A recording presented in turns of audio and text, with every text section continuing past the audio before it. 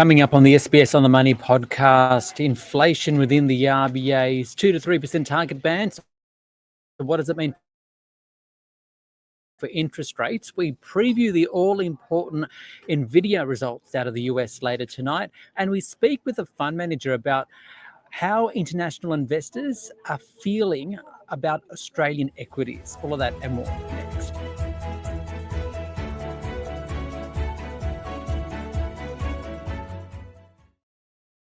Hi everyone, it is Friday, the 28th of May 2025, the Australian share market falling today despite a strong open. By the close, the ASX 200 down 0.1%. We'll have the details with Jun Bei Liu from 10Cap in a few moments, including we'll speak to her about how international investors are viewing Australian equities at the moment. But first, to inflation, because just a week after the Reserve Bank cut interest rates for only the second time since 2020, it would appear a follow-up rate cut in July could be on the cards with inflation remaining in check. The Bureau of Statistics says the April inflation indicator stayed at 2.4% annually, while the RBA's preferred measure, the underlying rate, ticked up slightly to 2.8%. Both are within the bank's 2 to 3% target band and have stayed there for at least 5 months. But temporary government assistance, both Commonwealth and state, has kept some prices down for now, including electricity, which the ABS says would have been 1.5% higher without the rebates. Petrol, meanwhile, also down on this time last year.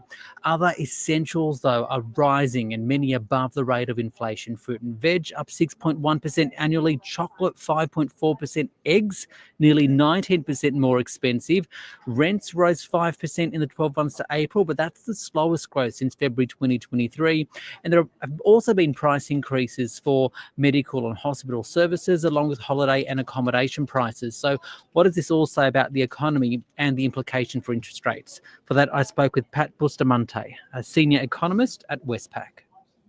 So, Pat, what does today's data say about inflation in Australia? Because while both the headline and underlying rate is still within the RBA's target band, disinflation seems to have stalled. So in our view, it was quite a constructive outcome. So we did see, I guess, some measures of inflation go sideways. But as I said, it still remains in the Reserve Bank's target band. We think it's still consistent with what the Reserve Bank themselves would have been expecting, given the updated forecast they released just last week. And you just got to cast your mind back to a month ago when we received the quarterly CPI outcomes, which showed in 6 months annualized terms, underlying inflation was running at smack bang in the middle of the Reserve Bank's target band at 2.5%. So I think at the moment, inflation's tracking, I guess, in line with what the Reserve Bank is expecting. And that continues to be our view. Well, looking through the numbers, what I found interesting is that while electricity is down, but that's because of government, both Commonwealth and state rebates have helped it to come down. Prices are down. Petrol's also down. Other basics or essentials are rising, so things like food, rents and health, and they're also rising above headline inflation. So what does this say about how this is impacting rising cost of living pressures, especially for people on lower incomes? Yeah, so I guess the consumer price index measures the average price increase across a basket of goods and services which households consume. And you're right, we are seeing price pressures in certain, I guess, components of that basket, including education and health, for instance, that get you have price increases, once a year in that first quarter of the year. But we are seeing these offsetting, I guess, price changes in other components of the basket. So you mentioned, for instance, fuel down almost more than 10% in annual terms. Clothing and footwear, I think it's been flat over the last year. So on average, you're still having the across the board increase in prices of about 2.5%. Of headline measure was 2.4%, which kind of makes clear that inflation is normalising in Australia compared to where we were, say 6 to 12 months ago. And I think the other pleasing thing with today's outcome, which has been reinforced, I guess, reinforces what we saw in the quarterly outcome, was what's happening to the cost of constructing new dwellings. So if you recall, 6 to 12 months ago, that was a big concern, which I guess many private forecasters had, and the Reserve Bank had. So the cost of constructing new dwellings has quite a large weight in the CPI basket, and that was growing quite quickly at about 5%, a bit above 5%. But in today's release, that's come down to 1.2%. So it's sitting around where it was pre-pandemic levels, and that's happened quite quickly. And that gives us more confidence that you're seeing this, I guess, inflationary impulse, come off, and more confidence that going forward we'll see inflation remain within that target band, because it's such a large component of CPI basket, and things like that are really kind of giving us and through the RBA's communication confidence, giving them confidence that CPI, I guess, impulse is back at target where they want it to be. I will talk about more on the RBA in a few moments, but first, is there anything in the data today to show us how US trade policies are impacting prices? And if not, do you expect there to be? So I did look at the tradables component of the basket. So that's all, I guess, the goods and services where prices are determined in global markets, not domestically. And we did see a bit of a tick down when it comes to those prices. So basically, the growth in April 2025 was about 0.25%, which was half of what it was last year in April. So, I mean, you could put it down to, I guess, some of the impact from the global turmoil and, countries with a large export exposure, I guess, to the US, potentially trying to find new markets, which is putting, increasing supply of those goods domestically, which puts downward pressure on prices. But I think, to see, I guess, sustained, persistent impacts from these changes, you probably need more time, given Liberation Day occurred just the 2nd of April. So it would have been a month just for those prices, I guess, to flow through to that CPI measure. But more broadly, and we agree with what the Reserve Bank said just last week, we think that the impact of the US's trade policies will be disinflationary in the aggregate. And that's because of two main reasons. So the first one being, higher taxes would lead to, more uncertainty and, restrict activity, particularly when you think about things like investment, which is determined on, I guess, where the outlook or where businesses see the economy going in the future. So with lower activity, lower demand, that puts downward pressure on inflation. So we expect that to go globally and to feed through to domestic prices. And then the other factor is, I guess, what I mentioned earlier. So those countries which export to the US will now find, I guess, their goods and services being less competitive in the US market.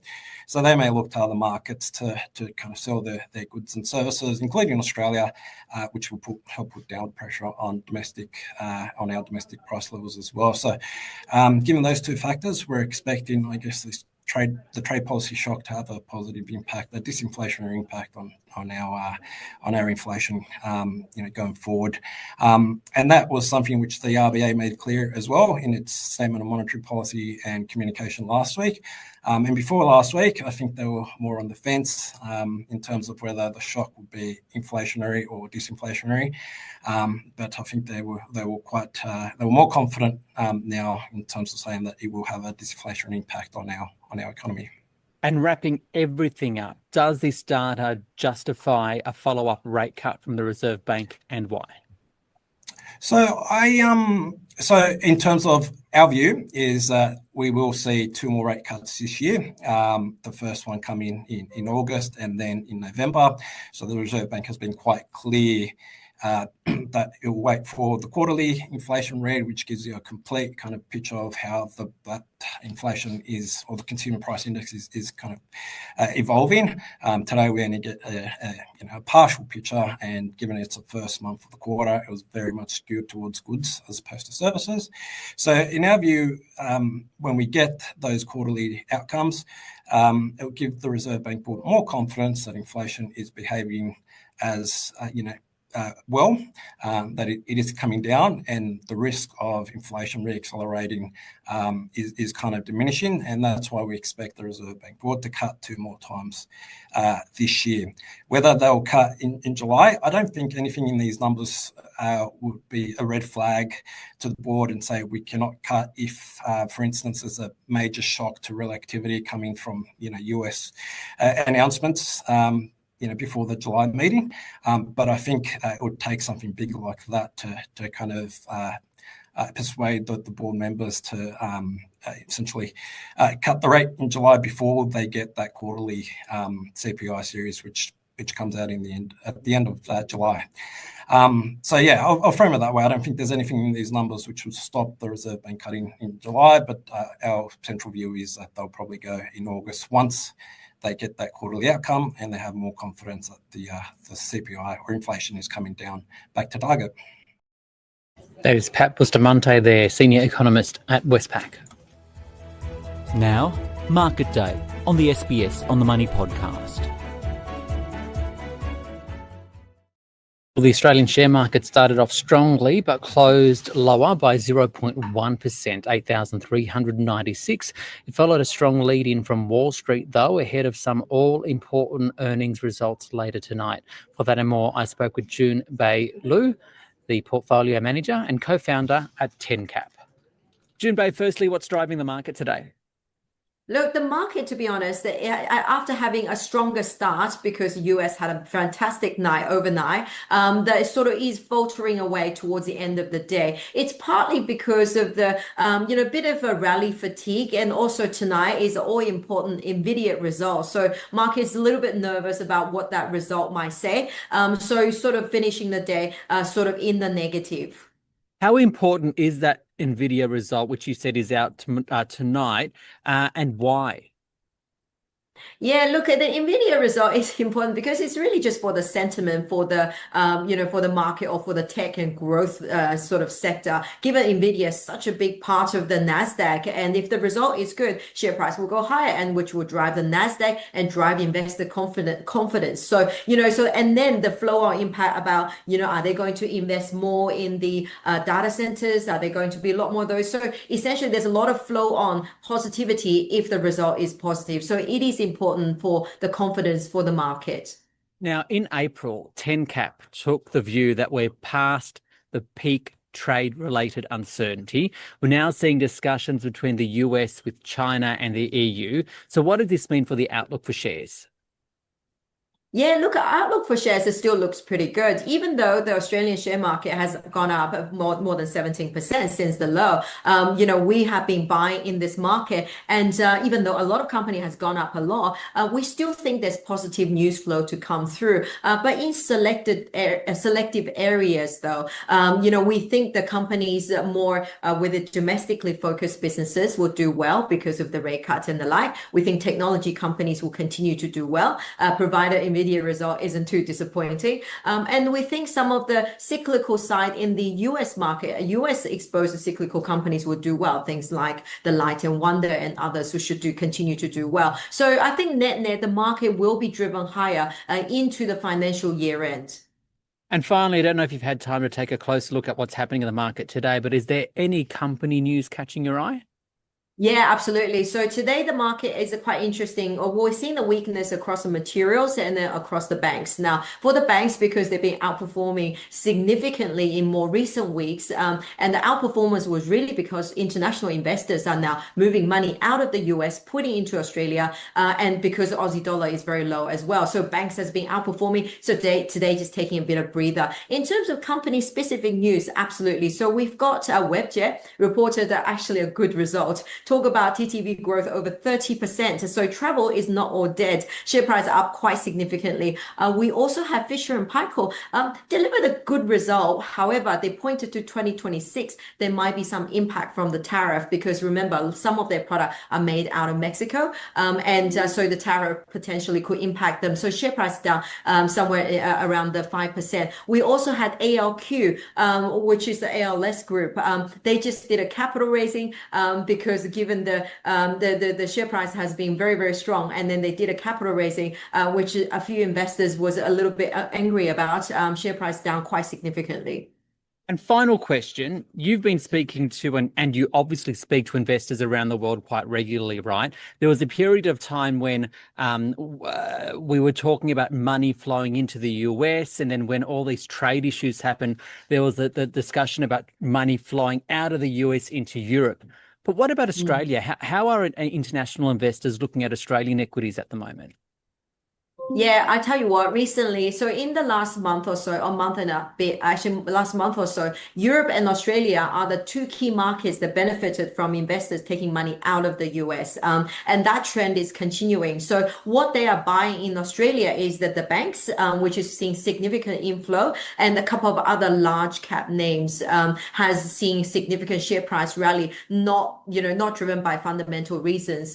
So when we continue to see interest coming through, I was recently in Hong Kong last week, and many investors talk to interest in the Australian market, not only because it's more defensive and it's got its own rate cut cycle and asset prices still quite depressed. The opportunity, it's also Aussie dollar is very, very weak. So everyone's seeing opportunity in Australia when compared to other markets around the world. It's Jun Bei Liu there from 10Cap. Don't forget, if you do enjoy the podcast, to give it a rating and a review on Apple Podcasts and Spotify, and to click subscribe. This SBS On The Money stream is provided for informational purposes only. The content in this stream should not be understood as constituting advice or a recommendation. It is not personal advice, and it does not consider your personal circumstances or objectives. You should contact a licensed professional before making any financial decision.